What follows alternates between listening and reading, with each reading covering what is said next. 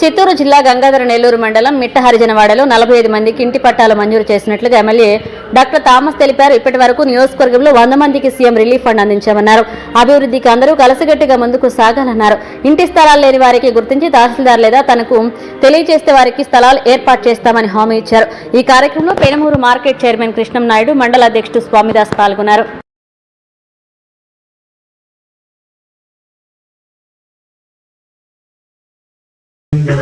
నా ఉద్దేశం ఏంటంటే పేదలందరికీ కూడా ఇల్లు పట్టాలు ఇవ్వాలనేదే నా మెయిన్ ఉద్దేశం.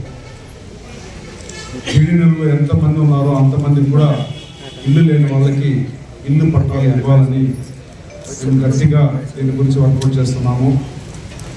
అందులో ఒక భాగంగా ఈరోజు సుమారుగా 47 మందికి ఇల్లు పట్టాలు ఇస్తున్నాము.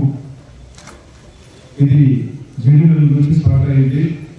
ప్రతి మండలానికి, ప్రతి పంచాయతీకి, ప్రతి గ్రామానికి కూడా ఇది స్ప్రెడ్ అవ్వాలి.